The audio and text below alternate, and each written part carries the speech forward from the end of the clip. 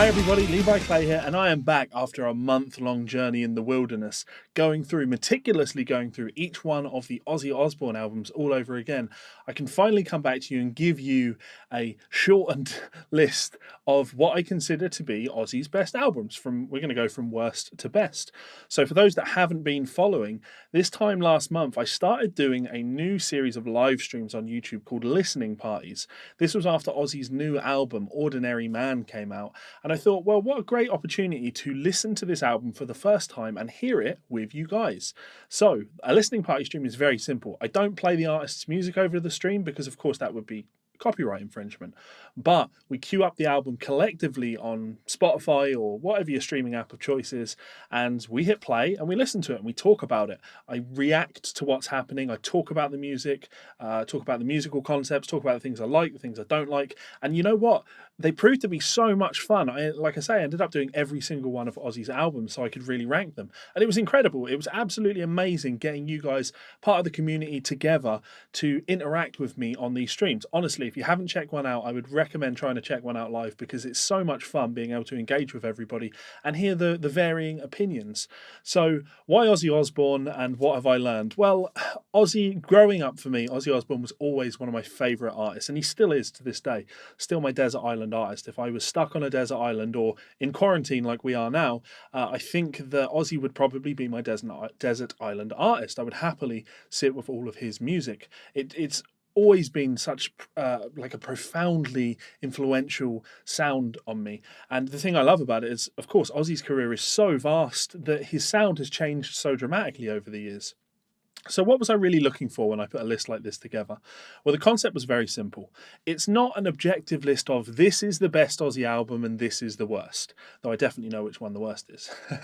It was more about what would I present to somebody if you came to me and said, Levi, I've never listened to Ozzy Osbourne, where should I start?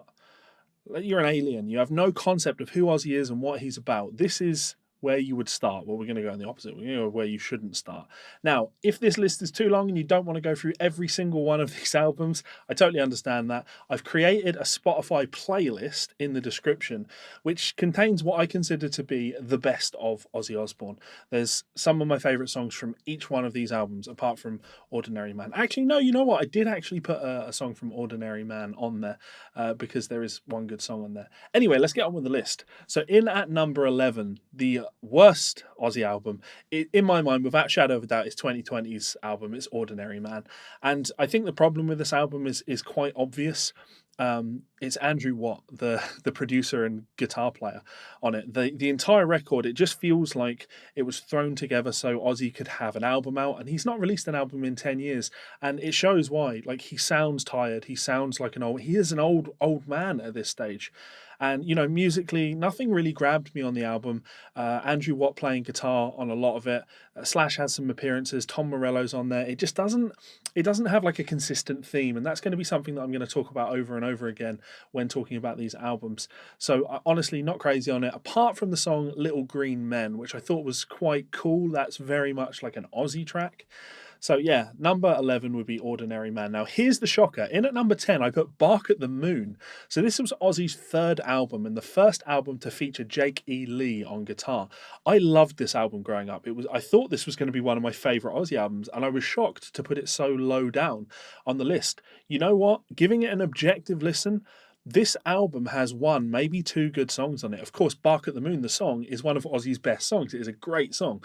But when you listen to the rest of the album, I mean, the only other song that I think on there that is really great would be Slow Down. I really like that song. But outside of that, there's a lot of ballads on this album. And maybe this was the mix, the version that I was listening to.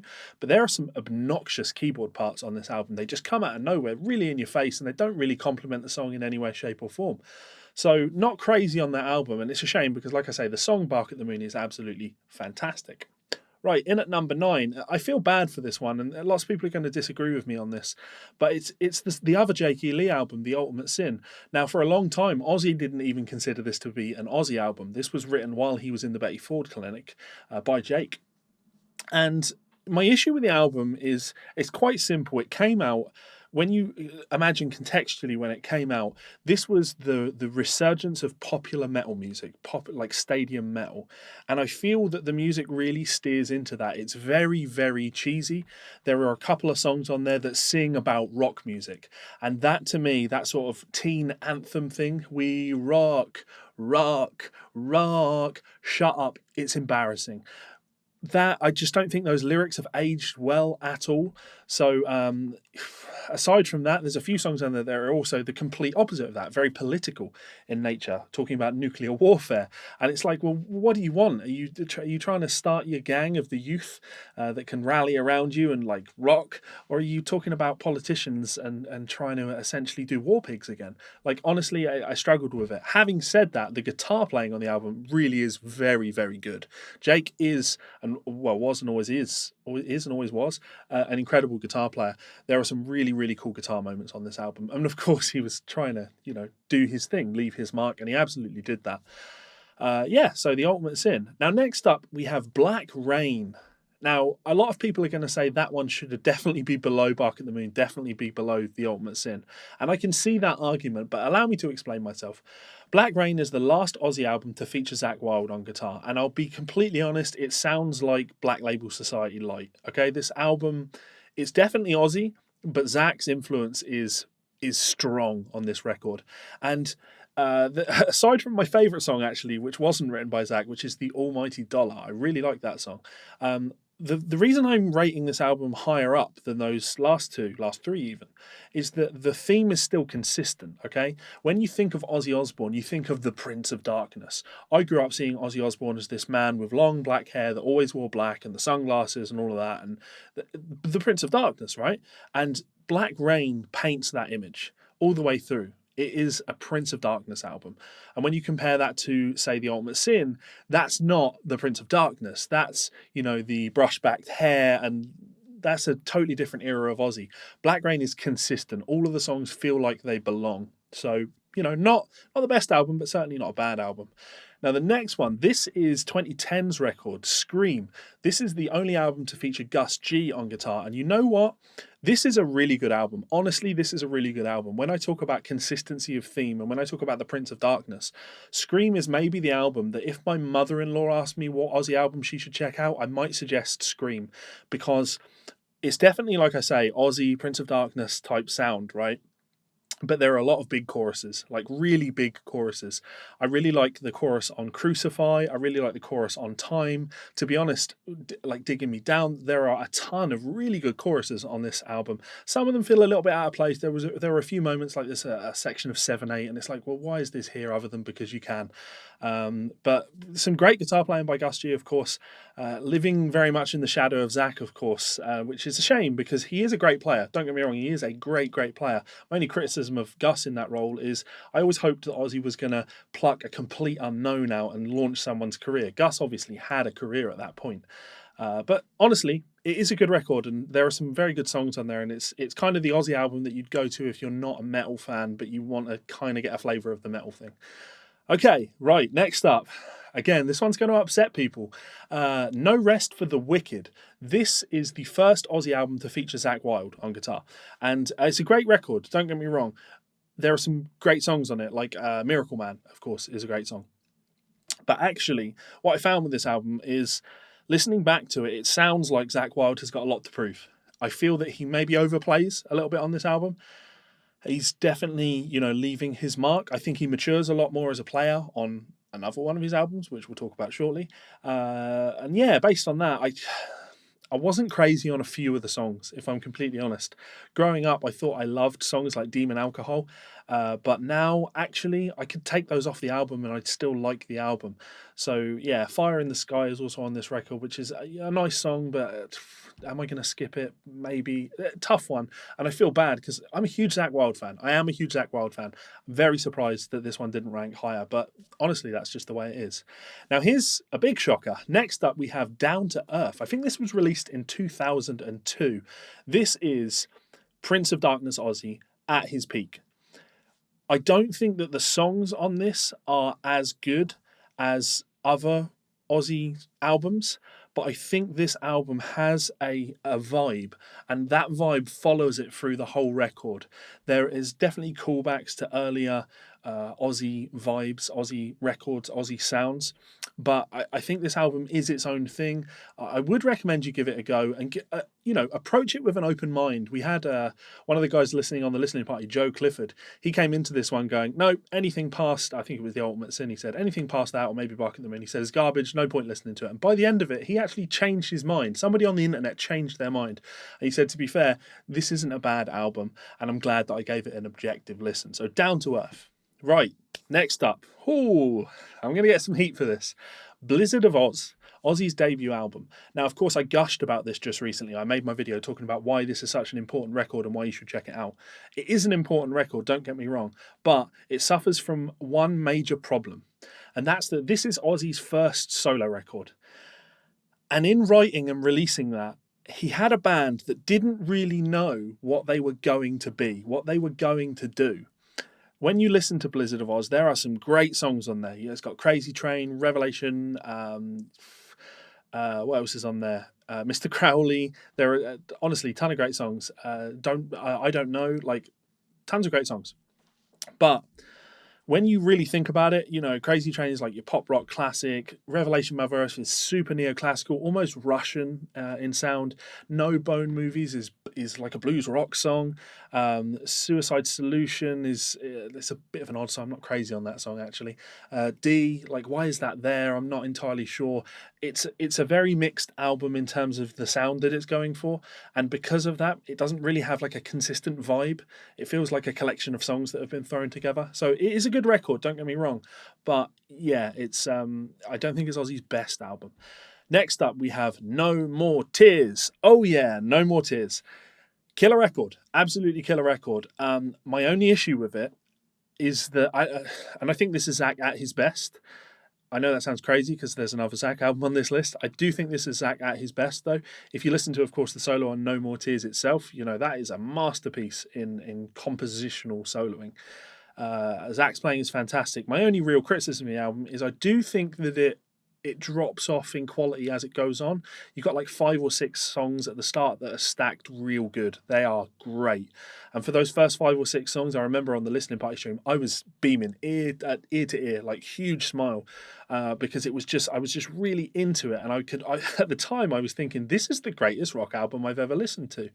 But then it does dip off in terms of quality. And that's a shame, but still, incredible album, well worth checking out. Next up, number 2. I thought this one was going to be number 1, but actually, in all honesty, I couldn't put it at number 1. I am going to get a metric amount of shit over this one. Osmosis. Personally, I think it's my favourite Ozzy album, but I don't think it's the most iconic Ozzy album.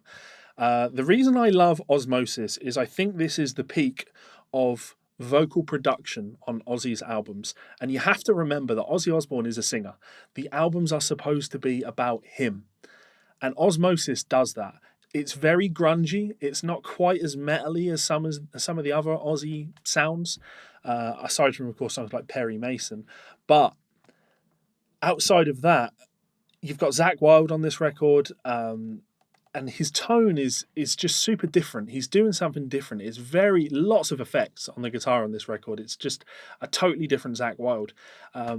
Not all that many solos that you listen to and you go, wow, that was an amazing solo. And I think that says a lot. This album isn't an album about solos. It's an album about songs.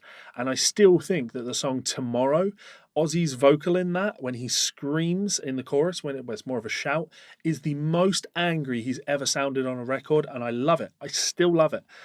This isn't like a kind of a nostalgic bias. This album came out in, I think, 96. This is years before I started listening to Ozzy's music. I didn't start listening to Ozzy until like mid-2000s.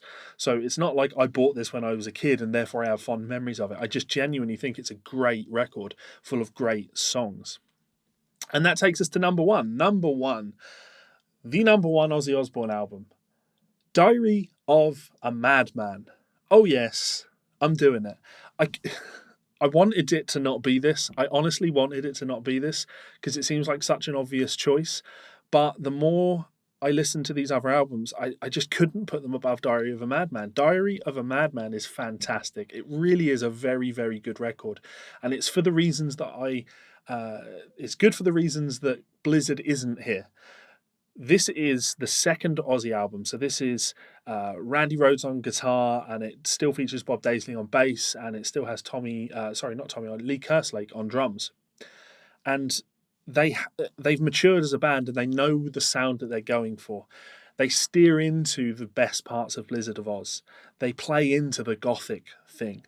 They try and make Ozzy, this spooky, menacing, mysterious, artist, somebody that they can push. They make him theatrical, and I love that. I really do. When I listen to this album, songs like Believer and of course Diary of a Madman, just absolutely killer. Start of the album though, you've got like Flying High Again and Over the Mountain. Those are super cool songs. The one that I would really recommend you check out though is Sato. That's a cool tune with a very cool riff in it. I like the album, and like I say, it not only does it paint that spooky Ozzy Osbourne thing, maybe not his best vocal performance, not only does it paint that image, but it's consistent from start to finish. It is that. This is an album that can be listened to from start to finish, and it feels like an experience. And I didn't get that with Ordinary Man. I didn't get that with Bark at the Moon. Although the production on The Ultimate Sin is that way, I didn't really get that with The Ultimate Sin. This one is your perfect piece of art, start to finish. Here's an artistic statement, and I love it. It's an absolutely awesome record. So there we have it, the entire Ozzy Osbourne discography. I say entire, I actually didn't do the cover album. He has a cover album called Undercover that Jerry Cantrell plays guitar on. And if I'm completely honest, that came out in 2006 maybe, 2005. I've still never listened to it, and I intend to keep it that way because I'm not interested in Ozzy singing other people's songs. I want Ozzy being Ozzy. So maybe that's me being ignorant, maybe that's me being closed-minded, but that's not what I go looking for when I listen to Ozzy. So maybe that's your favourite, but please do let me know, though, in that comment section below. What do you think about this list? How do you feel about Ozzy's music? Who was your favourite Ozzy guitar player? Did you enjoy these listening streams, these listening parties? Because I plan on doing a lot more of these because they're so much fun.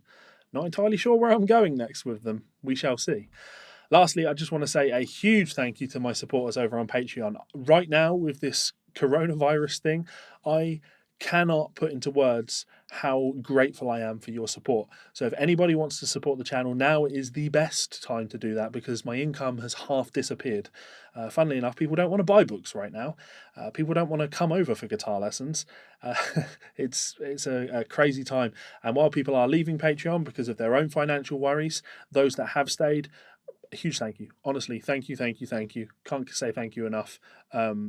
Like I say, it's been a really, really stressful few days, and I know it's only going to get worse moving forward. So if you are in a position where you can support content creators, I don't even necessarily mean me. If you can go out and support content creators, self-employed people that create content that you love and enjoy, now would be a great time to do that because I'm hurting. A lot of my friends are hurting. It is tough.